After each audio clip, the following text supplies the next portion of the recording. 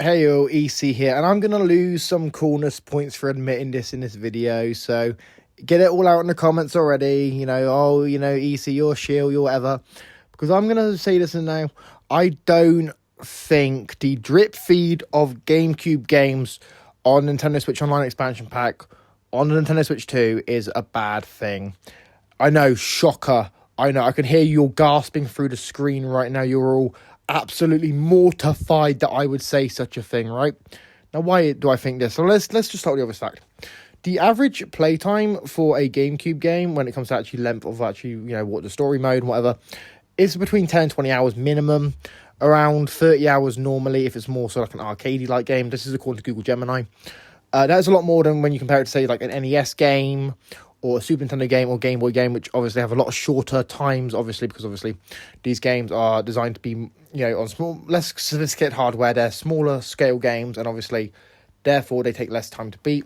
Or if it's an arcade-style game, obviously, you can have as many hours of playtime as you need for that game, because obviously, you can just keep playing the same levels over and over again.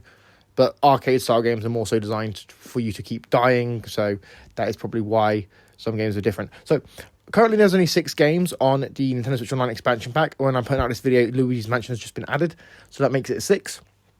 And the lineup is not too bad. Not too bad. You got, Super Mario Strikers, you got Luigi's Mansion, you got Soul Calibur 2, you got Legends of Zelda Wind Waker. You got quite a few nice games. You got F-Zero, I think it's F-Zero GX, and you've got Chibi Robo. So you got a nice little selection of games. Most of them are Nintendo first-party games, though. Most of them are obviously first-party Nintendo games. Obviously, the GameCube is sort of one of the systems where Nintendo's first-party lineup really shined, because obviously Nintendo was putting out most of the games on that platform.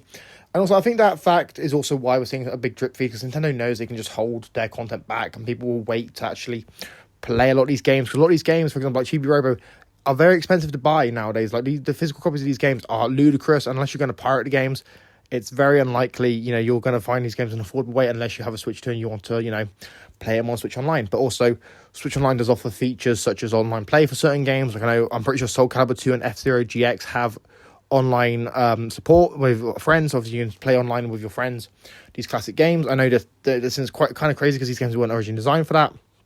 But I feel like the amount of work they're doing, like adding all these online features to obviously these multiplayer games, but also the fact that these games are longer in general anyway, it makes it okay that they're not releasing them all in one go. Because it's not like the NES or Game Boy, like the games are so short, like you kind of beat them within a few hours. So I think the average runtime for a Super Nintendo, not Super Nintendo, for an NES game is 2 hours. So really, if Nintendo's offering you a game that has 10, 20 hours of content, you're not going to play that all in one go. Most people will not play Chibi Robo or Luigi's Mansion or whatever all in one go, because obviously how long the game actually is. So they'll probably obviously use a save states feature to keep saving the game and coming back to it later. That's what this service is designed for. And obviously with them having these games available and these being the beefiest games we've put on Switch Online so far, let's be honest, it's kind of obvious that they were going to feed this a lot more than they were going to feed the NES, Game Boy and whatever, because those games are a lot smaller in scale. They're a lot easier to sort of get emulating, they're a lot easier to sort of get working on modern hardware.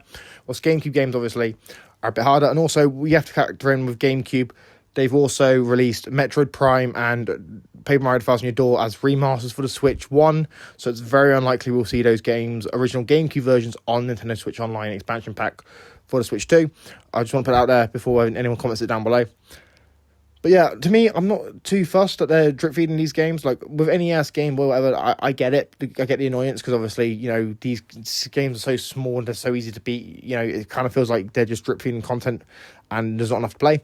With GameCube, with the games being a lot more beefy and a lot more, longer playtime, longer runtime, it makes a lot more sense for them to do it with these games. And obviously, I know people are going to call me a glazer and saying I'm glazing Nintendo and I'm supporting Nintendo's anti-consumer practices, but every company does this, to be honest. And at least with the GameCube games, they're 20 hours, so most of them are 10 to 20 hours, so it makes sense that they would release one a month. But yeah, let me know what you guys think about this in the comments down below. Do you agree with me? Do you disagree with me? Let me know in the comments down below. If you're new, make sure you subscribe, you like, you share, you comment, all that sort of stuff, guys. I've been EC, and I'm signing out. Peace.